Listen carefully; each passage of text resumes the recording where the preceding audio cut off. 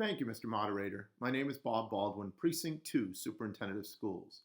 I respectfully submit to town meeting the following presentation in support of Article 9, General Fund Capital Plan. So as principal of Fairhaven High School, it's part of my role to help provide the best for our students. I think we're doing that with our academic program. We have excellent teachers, we have a strong academic program of studies, and our teaching and learning is excellent. So one area I think we're falling short is what we're providing for our student athletes, and namely what we have to offer them in terms of the field. I think providing a turf field would bring Fairhaven High School into the future. I think it's what our students deserve, and I think it's the right thing to do for Fairhaven High School to make it an even better place than it already is. There were a number of instances where our games, practices, and scrimmages would have to be canceled because of bad field conditions. Our fields held water for days, and that would make management very hard, especially for practices, because we would have to figure out, as captains, as athletes, and as students, during the day we'd have to find Mr. Carrick to see what we were going to do. We would have to go down to the turf fields near Market Basket, go off campus, and try to utilize those facilities because we didn't have them accessible to us. Unlike other schools, we would be able to practice many times beforehand, before the games, and we would only get that one practice just before the game. During lacrosse season, the boys teams, how they play near their nets, they make huge holes near their nets. So then when the girls lacrosse team would go to play, there would be this huge hole like far away from where the net was because the nets are in different positions. So having those holes, it just is more of a risk for players to get hurt and like roll their ankles. I feel like there's almost a kind of some sort of like hype. When you go to a field that has a turf field, a lot of their players are more hyped to play. You can see some of their stick skills. They move the ball really fast. They know how to spread out and use some skills that we could be lacking from not having a turf field. And I definitely think going and playing on a turf field, we always get very excited to do so because it's such a fun way to play on turf, and you can kind of see that from the other team as well who have the field. When I think of benefits of a turf field, the first few things that come to mind is just being proud of our fields and our stadiums, motivating our athletes, our band members, and our community to come out and watch the games and be proud of the field that we have, the equipment that we have. I just think it would overall boost school spirit. We are a very high-class cheerleading team. We win states and nationals. We bring a lot of titles to Fairhaven, and a lot of the town of Fairhaven doesn't get to see what we actually do. If we had a turf field, we would be able to perform at halftime and be able to show the town of Fairhaven why we win and why we bring home so many titles. Having a turf field for Fairhaven High School would mean a lot. It would have been a great thing to have when I was there, and I want to help get it now and so it can benefit the kids today and in the future. The reality of it is it wears down extremely quickly.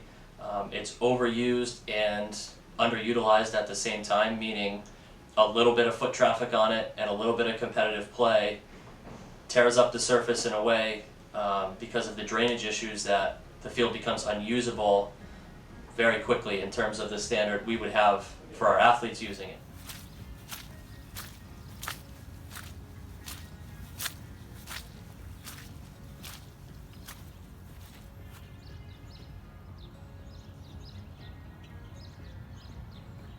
We currently only host about 25 to 30 games on it annually. That's 5 to 7 football games. That's one senior night soccer game for the boys, one senior night soccer game for the girls, one senior night field hockey game. We try to play 9 home boys lacrosse games and 9 home girls lacrosse games, which never ends up happening because in the spring, the wear and tear from the fall season and the upkeep that just can't go on through the winter months to get it ready for the spring season where it's used immediately, even as just a game field, puts it in a position where it becomes unsafe, it becomes unreliable. We have to put our practices in gyms, we have to put our practices in classrooms for jazzercise or aerobics or Zumba. We get creative, but we can't count on a field that's on our campus that holds up to even the slightest of demands. That's not a practice field, it's a game field only, and it can't even keep up with the 30 games we put on it now, let alone the 70 to 90 games we'd like to put on it for all of our athletes. We are very excited about the prospect of a new artificial turf field here at the Fairhaven High School's Alumni Stadium. There's basically two main reasons that we feel that way, and they both have to do with equity. We feel that the current situation with this old grass field that's really worn out doesn't allow enough of the kids at the high school to be able to use it the way that they could. The new turf field would accommodate the girls and boys soccer teams to be able to play their games under the lights here in the evening when their parents would be able to get out and see them. It would also give other teams like the field hockey team, the boys and girls lacrosse teams, as well as the football team and the marching band to be able to use this field equitably. The other equity issue involves other area teams. A lot of the teams that we compete against, like Dartmouth and Greater New Bedford Voc, and soon Old Rochester will have their own artificial field. And we feel it's time for Fairhaven High School to have theirs as well. And when Henry Huddleston Rogers built this school back in 1906, it was built to last, and it was built to be a fantastic school for a long time. We feel it's about time to have a first-class field to go right alongside the high school.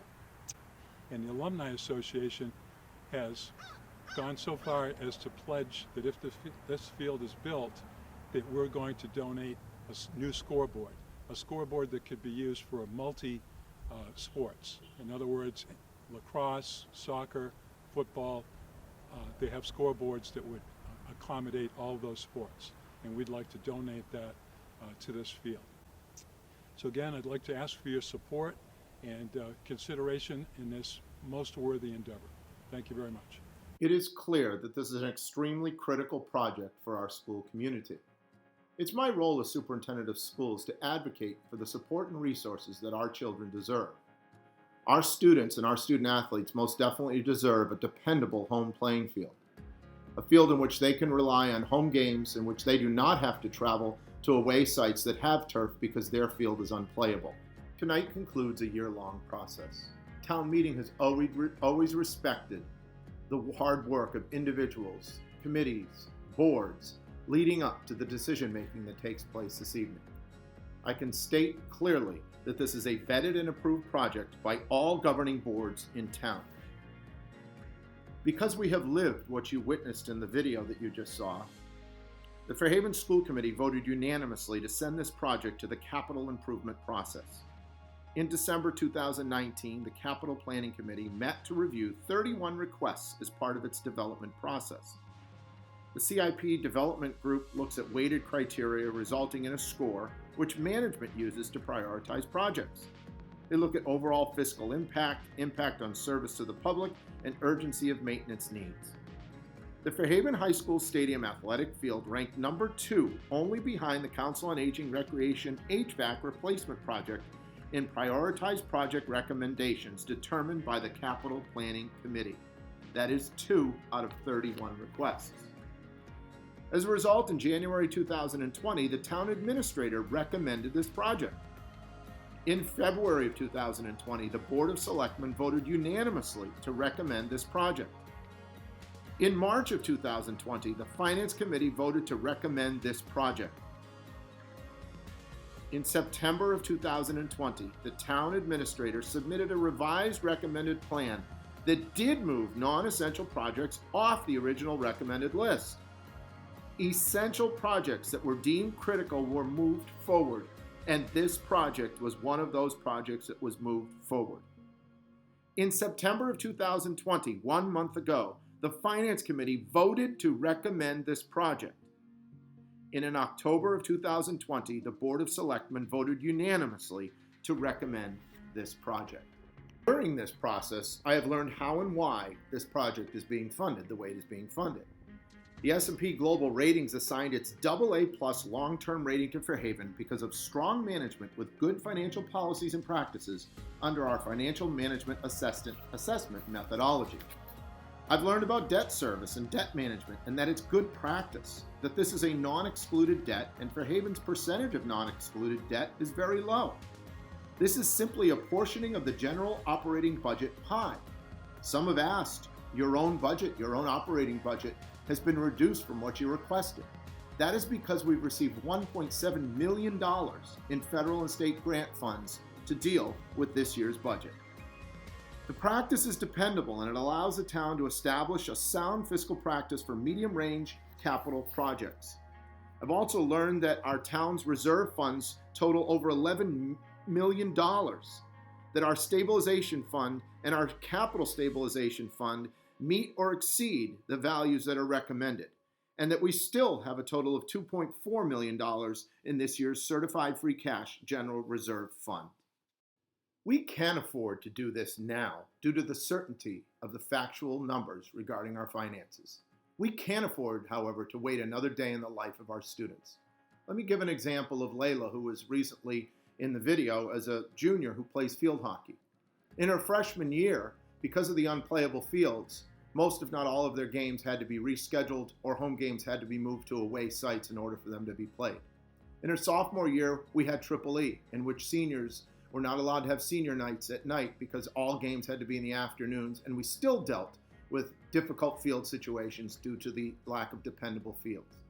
This is the junior year in which we're dealing with COVID, and times right now are being delayed at best. And senior year, if we don't get this done now, could be a time of construction if we wait till May. That means theoretically that a student at Fairhaven High School from their freshman through their senior year did not have the opportunity to experience their high school field. That would be wrong. What we do need right now is a little bit of hope and a lot of opportunity. And it's something positive that we can all look forward to. The timing to do this has never been better. Let's take this time in which the field is dormant and use a 6-month period of time to get it done so that at the end of this year, and most definitely for next year, our students and our athletes can take advantage of this opportunity. So in closing, I speak for our students. I speak for the class of 2020, in which this field would be named after. I speak for the executive board of the Fairhaven Alumni Association, who enthusiastically endorses the idea as and excited about the idea of multiple girls and boys sports being able to use a dependable high school field. The class of 2020 field at Fairhaven High School Alumni Stadium has quite a ring to it that is inclusive and equitable to all. I speak for the increased opportunities afforded to our youth in town for camps, clinics, and leagues to finally be able to utilize a dependable field. And I speak for all the current and future students in the Fairhaven Public Schools in which I am honored to represent. Please vote yes on Article 9.